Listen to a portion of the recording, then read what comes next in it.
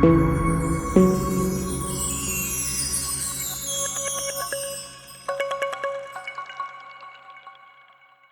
guys, welcome back to the channel Tutor Savvy.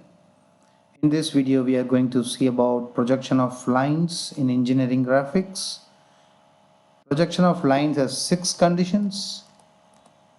Condition number 1 is lines perpendicular to HP and parallel to VP, and 2 is parallel to HP and perpendicular to VP, and third one is parallel to both HP and VP, and the fourth one is inclined to HP and parallel to VP, and the fifth one is inclined to VP and parallel to HP, and the last one is lines inclined to both HP and VP. You know that HP is horizontal plane and VP is vertical plane, right? Before getting into this conditions, let's see what is meant by quadrants. We know that basically we divide space into 4 equal quadrants, right, using HP the horizontal plane and VP the vertical plane. We have quadrants 1, 2, 3 and 4. Now let us discuss about all the 6 conditions only in quadrant number 1. The first condition is lines perpendicular to HP and parallel to VP.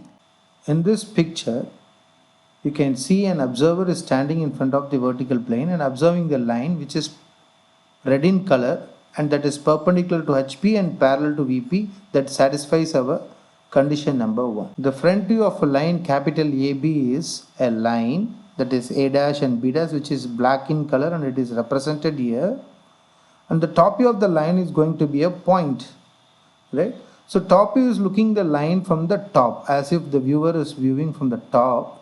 You can see a dot as an image of this line from the top.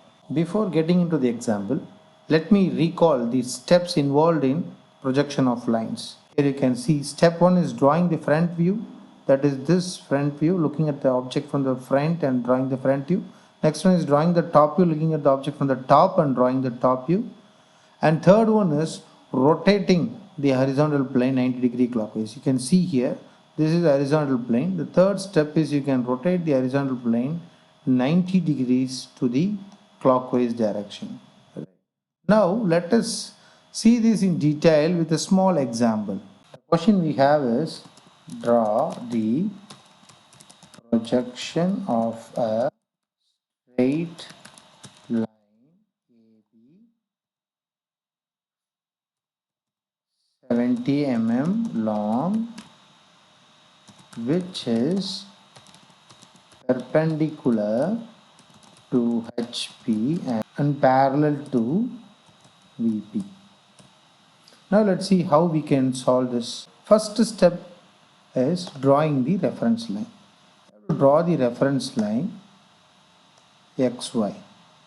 Right? This is your reference line XY. Let me make it little thin. After drawing the reference line, we have to draw the front view. Front view is looking the object from the front. When the observer is looking the line from the front, he is going to get A dash B dash, right? So always front view is denoted by an alphabet followed by a dash, and the top view is denoted by just an alphabet without a dash. So here what I am going to do is I am drawing the front view and I am going to name it as A dash B dash. See, the top point is capital A as given in the question. So when it is being projected, it should be named as a small letter A. I am going to name the front view as A dash and then the other end as B dash. So it will be here B dash. Now the front view is done. Now we have to draw the top view. So I'm just changing the color of the line so that we will get to know that this is not the front view or the top view of the picture. So top view is going to be a dot. So when you look the object from the top, you will be getting a dot here. And I'm going to name the top view as A of B.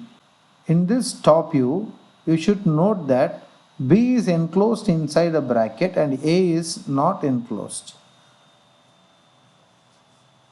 I'll tell you the reason. Now, this is the top view, right? While looking the object from the top view like this, A is directly visible to the eyes of the viewer, but B is hiding behind A. because everything lies in a straight line. When you look this line which is straight from the top view, only A will be visible, point B is not visible.